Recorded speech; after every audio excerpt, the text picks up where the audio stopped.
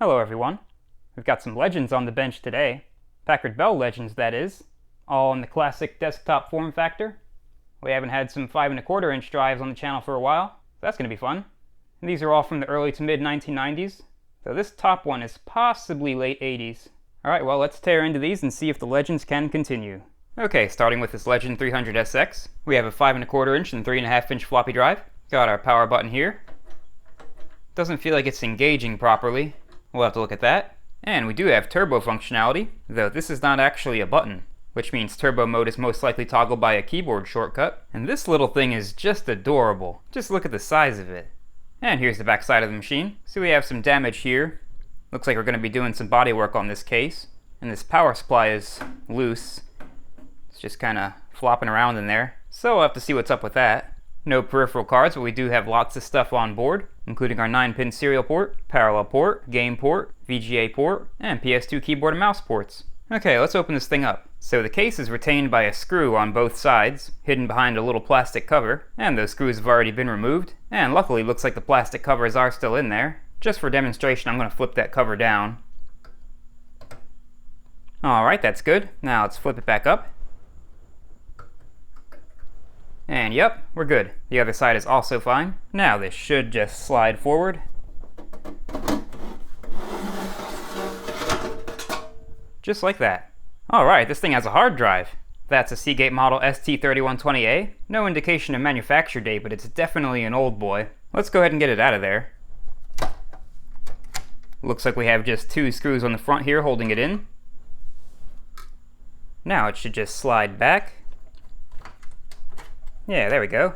And here's a look at the logic board. IDE drive, of course. And that 5¼ inch drive is disconnected for some unknown reason. Let's get it out of there. Looks like it's just held in with these 2 screws here. Now, do we slide forward or backwards? Oh, looks like it slides back. There we go. And that drive's a Panasonic JU-475-4, and that will be a 1.2 megabyte drive. And so far, I'm finding this system is remarkably clean. Let's go ahead and get this cover off and see what the heads look like. Yeah, this thing is just about mint. Still gonna clean the heads though. Yeah, there was probably no need for that. And the 3½ inch drive is also made by Panasonic, so it's very likely that these drives are original to the system. Let's get that out of there.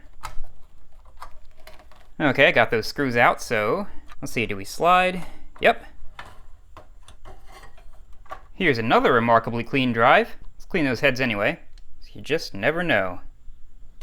Super clean as well. And even the grease is still greasy. There must not be very many hours on this machine. Alright, let's clear these cables out of here.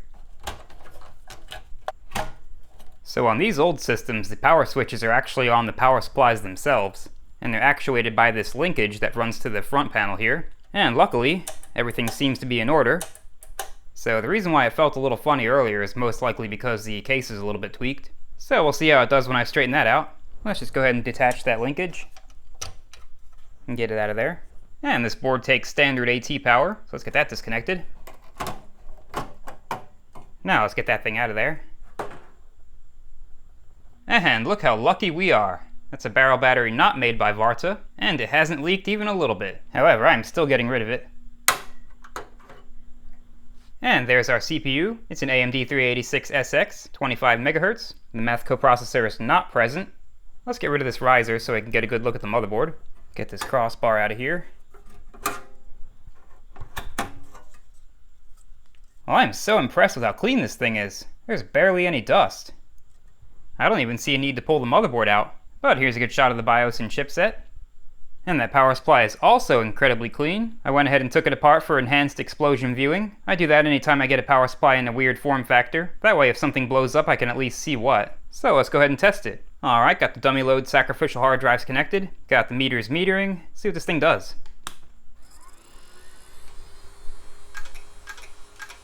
Alright, so far so good. Okay, that's 5 minutes. No trouble at all.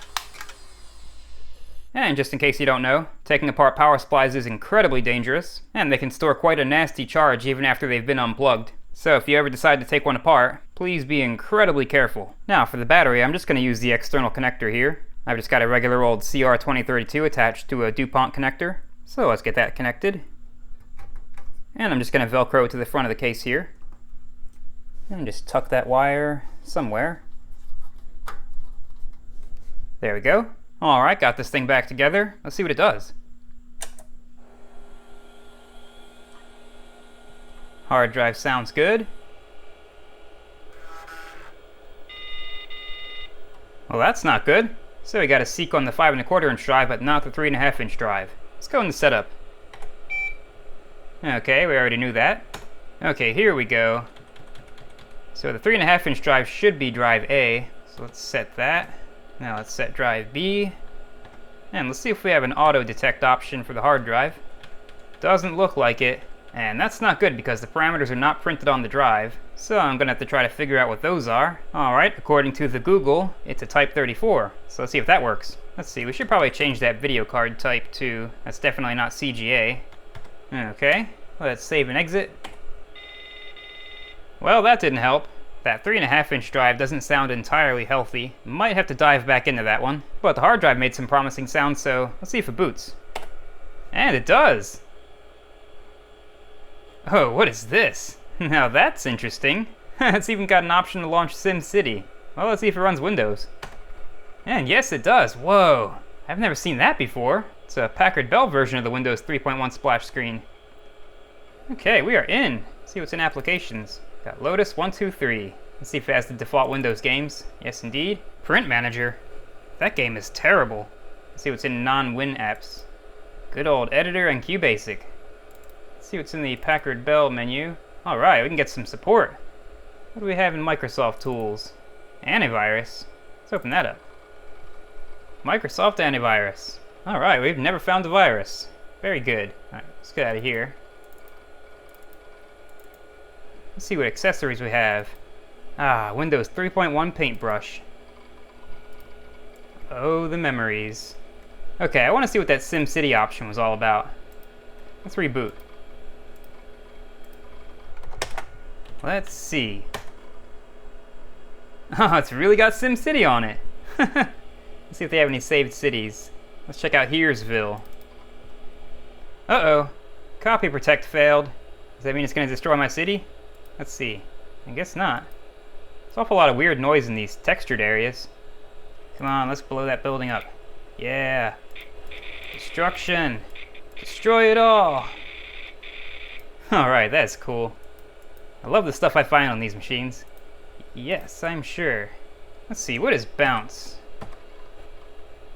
Give me random. Oh, that's cool.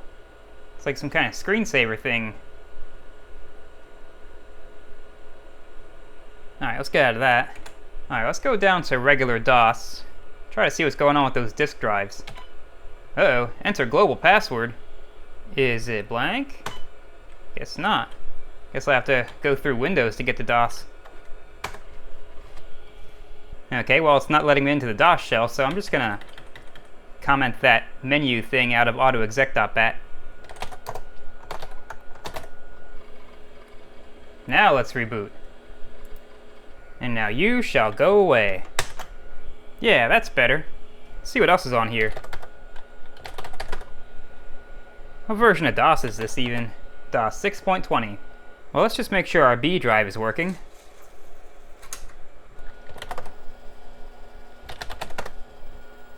And indeed it is. Okay, let's pull that 3 1/2 inch drive back out of there and see what's up with it. Alright, let's see what it's doing when it attempts to seek.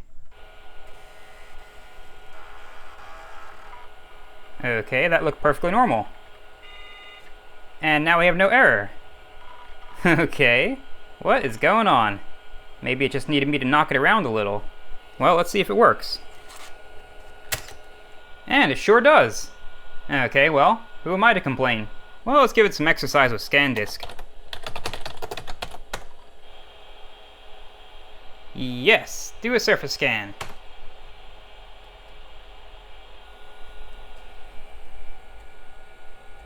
And no bad sectors found, but I already knew that was a good disk.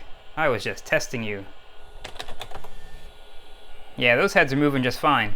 And this is cool. Watch how gently this drive lowers the head when you insert the disk. It's got this little rotational damper here. I just love that. Okay, I got that drive back in where it belongs. No further issues. Let's check out that hard drive.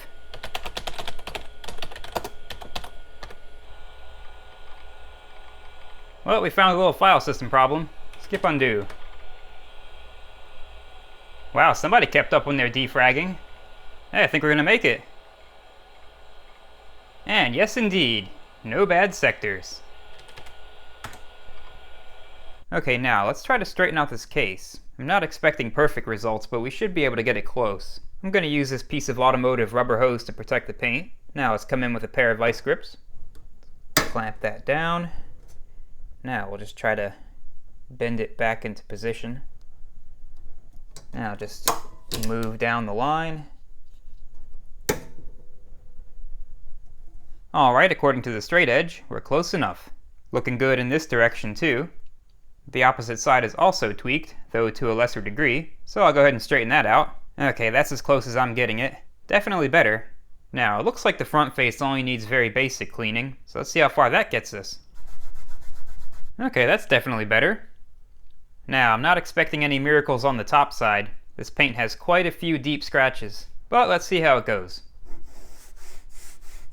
Yeah, we're definitely going to need paint work, but at least it's clean now.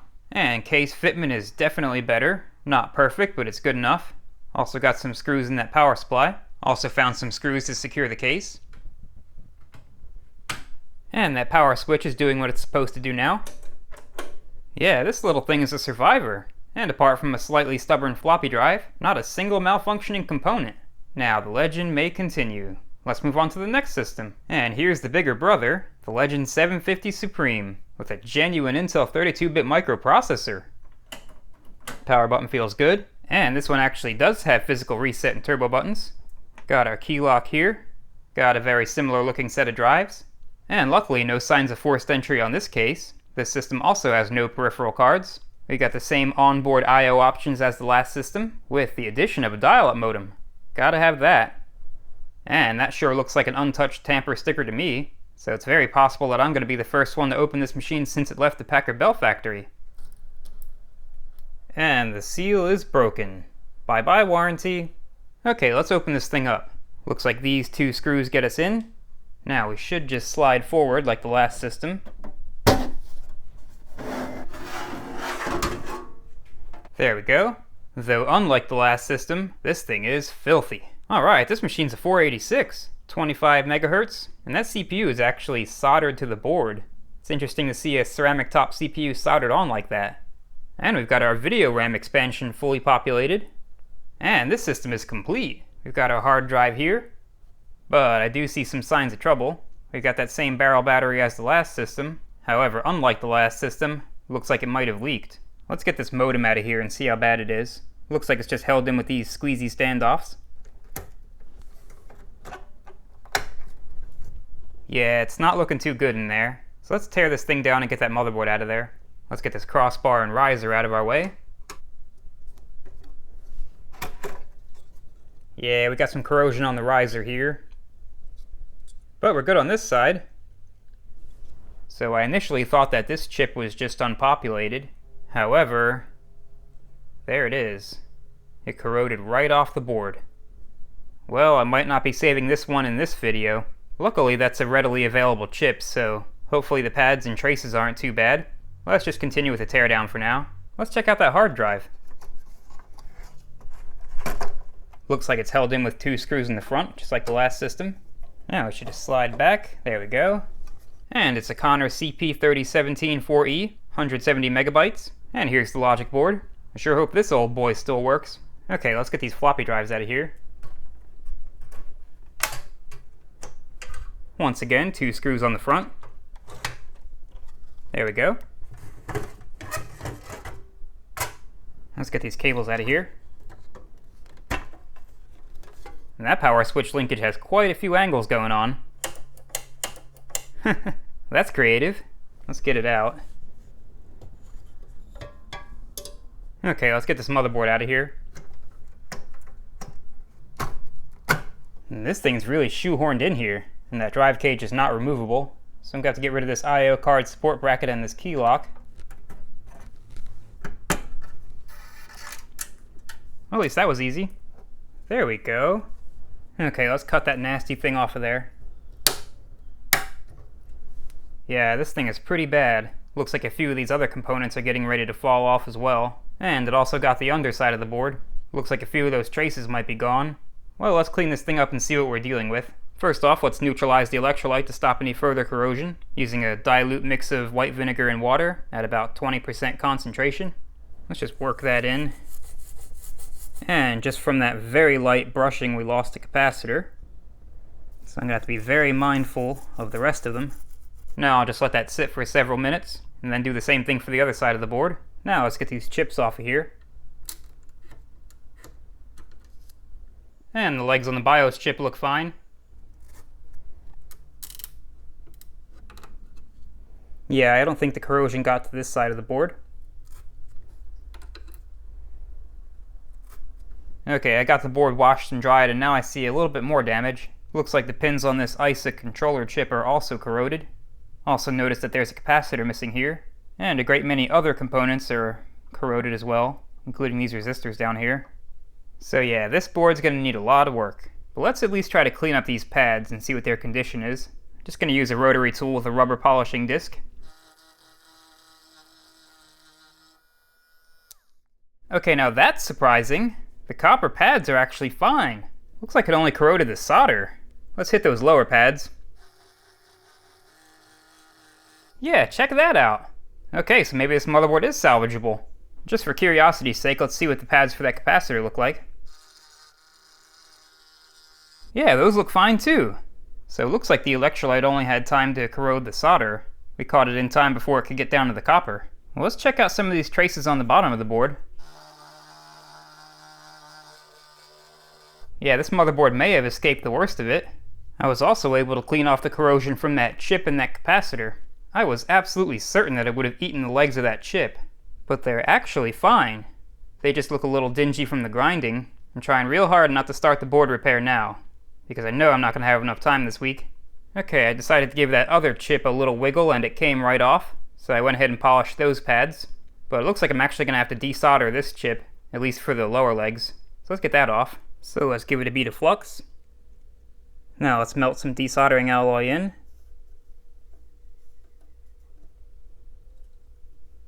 There we go.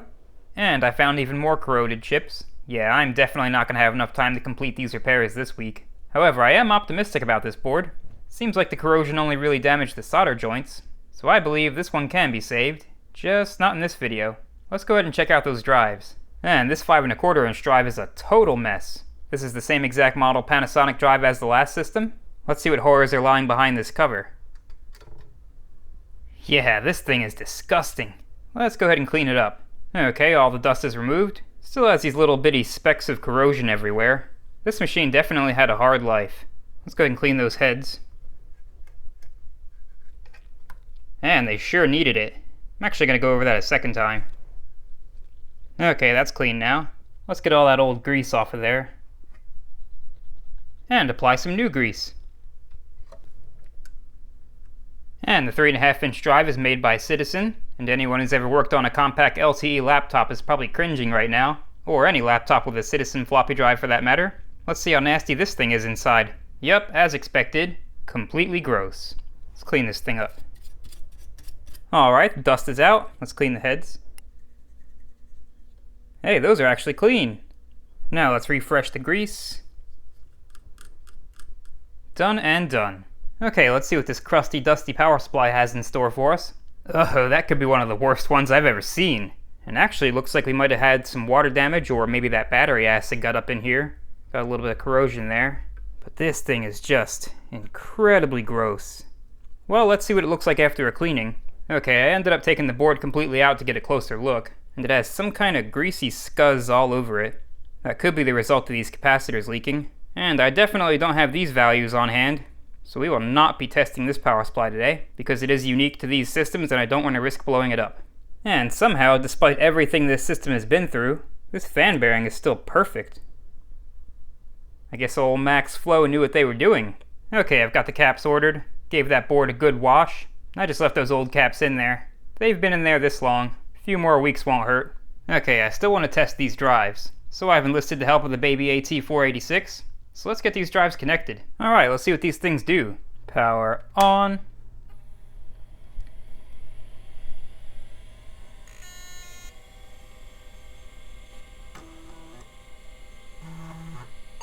Alright, got a seek on both drives.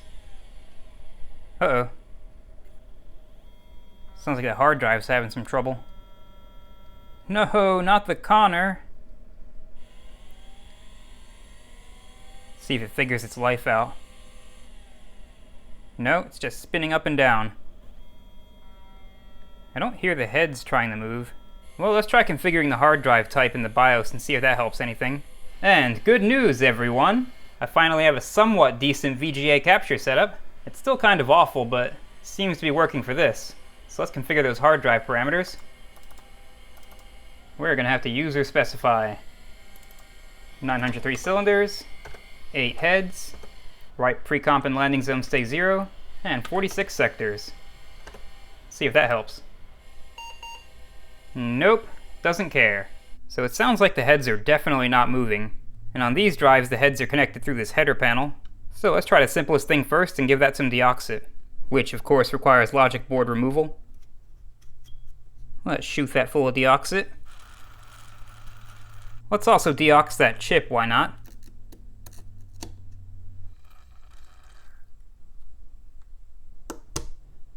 And I also missed some dust. Okay, let's see what that gets us. Still don't hear any head activity. And it's still spinning down. Okay, well, since we have nothing to lose, might as well pop that lid and see what it's doing. Or not doing. Let's just go ahead and void that warranty. Alright, let's crack that thing open. Now, let's see what's going on. Yeah, the head's not even attempting to move.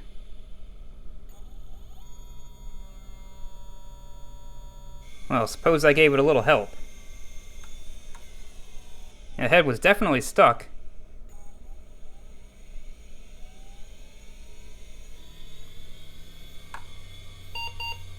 Yeah, the head's not trying to move at all.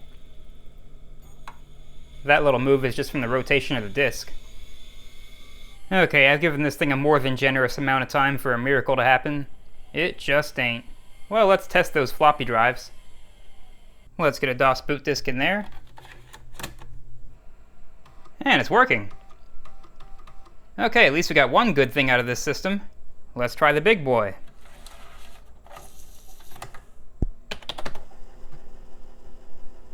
Sounds like crap, but it is working.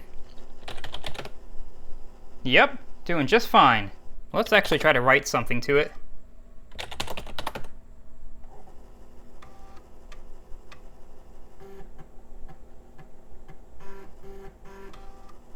And it writes.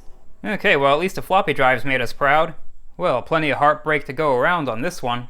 I haven't seen a Connor hard drive like that in person in literally decades. But I am still optimistic that that motherboard and power supply can be saved. There's just no way I'm getting it done this week. But rest assured, this is not the last you'll be seeing of the Legends 750 Supreme. Let's move on to the next system. And last system is this Legends Supreme 81 CD, as indicated by the CD drive here.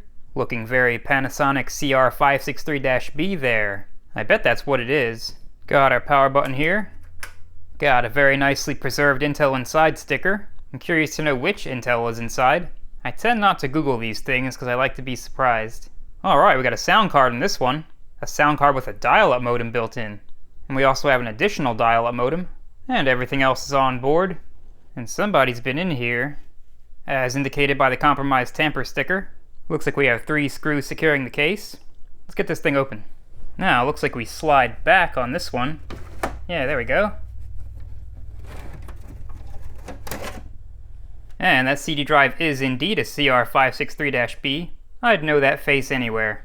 Manufactured December 1994. The floppy drive is also a Panasonic. That seems to track with this being an OEM drive. And we do have a hard drive in there. Let's hope it works. And check out that beast of a sound card. Packard Bell OEM, so most likely an Aztec card. Complete with no PL3 chip. This little daughter board with the Rockwell chip on it is the dial-up modem. Has the CD drive connected to it. Let's get it out of there.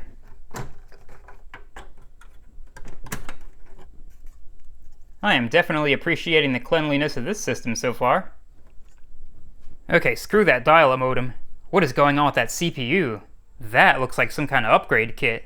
I need to check that out, like right now. What on earth is this thing? It has a QFP chip on it.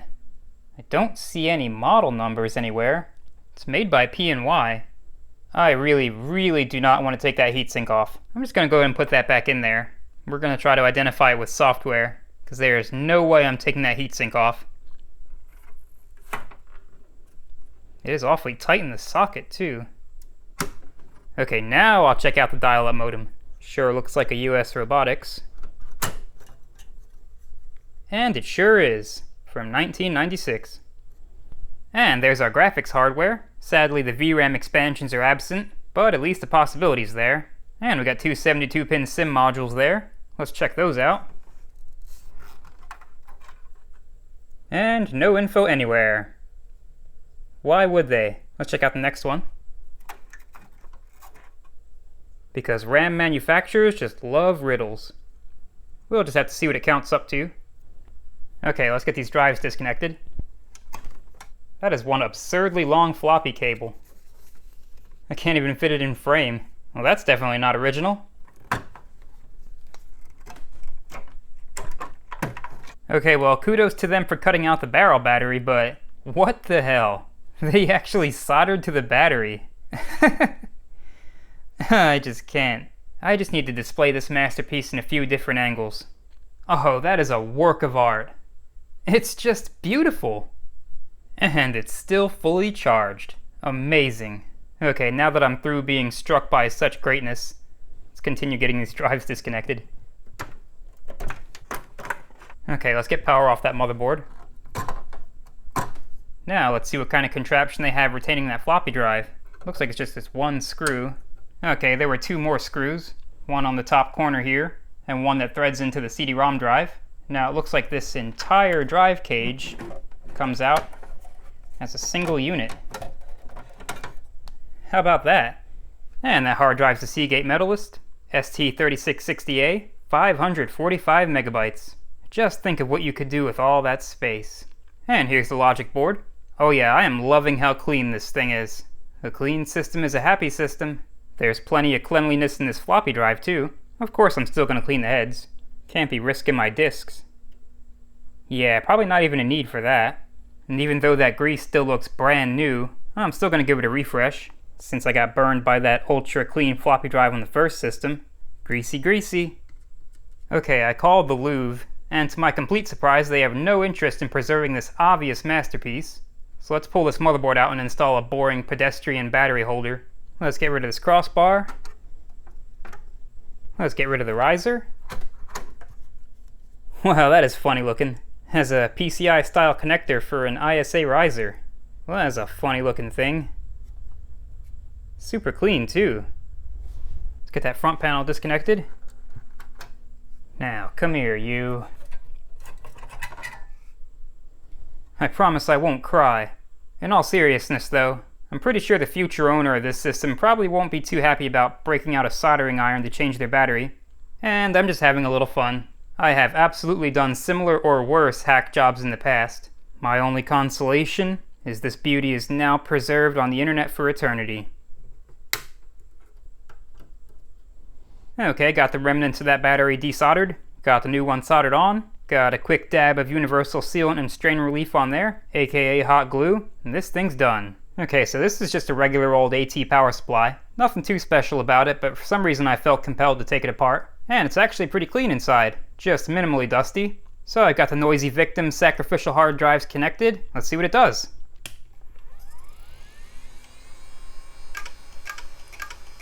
Doing just fine so far. Alright, 5 minutes is up. That thing's fine. Now let's get that battery holder velcroed down. There we go, nice and convenient for the future people. Alright, time to see what it do. Power on.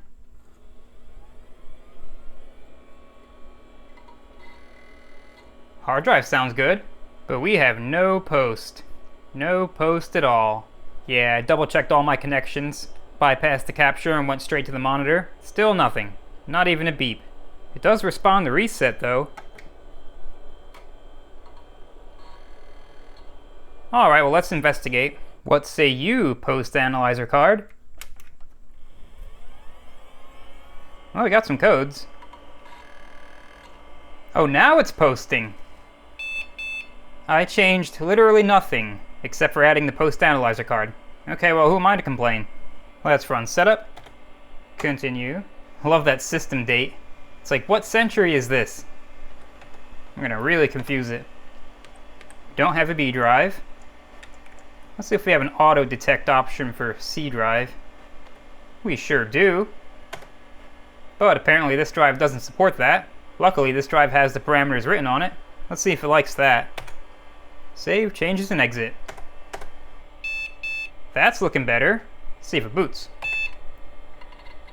Oh, yes it does. Windows 95. Oh, this. Sure.